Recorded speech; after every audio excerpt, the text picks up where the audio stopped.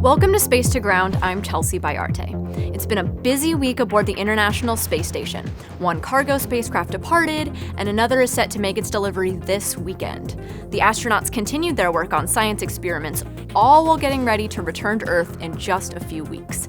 It seems like a lot, but the crew still had time to celebrate Valentine's Day in space. The week kicked off with the departure of a resupply spacecraft. 6 months ago, the Progress 85 cargo spacecraft arrived at the International Space Station, delivering food and supplies to the crew. With its mission complete, the spacecraft undocked from the space station Monday night, burning up harmlessly in the atmosphere over the Pacific Ocean just 3 hours later. This opened up a spot on the Zvezda service module for a new arrival.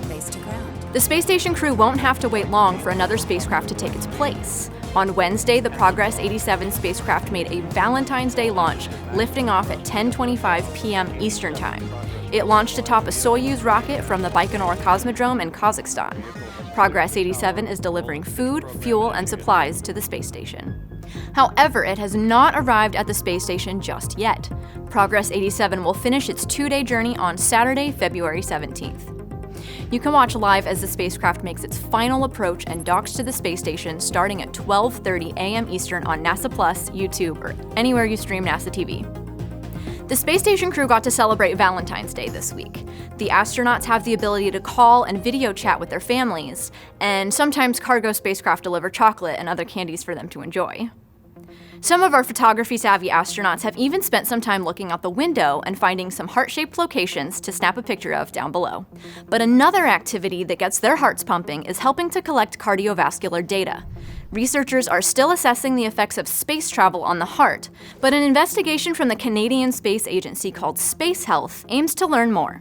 In this study, astronauts wear a biomonitor for real-time monitoring of cardiovascular health before, during, and after their spaceflight.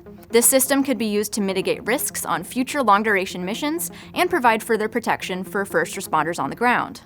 Space Health is just one of the many studies that have used the microgravity environment to study the heart. By understanding heart changes in astronauts, the research could also help find ways to prevent and treat heart disease on Earth.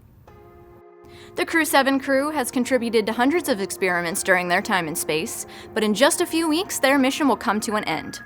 But before they return to Earth, all 4 crew members will participate in a news conference on Wednesday, February 21st to answer your questions live from space about their mission.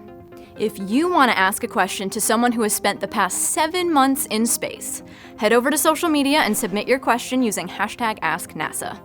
That's it for Space to Ground this week. Thanks for watching.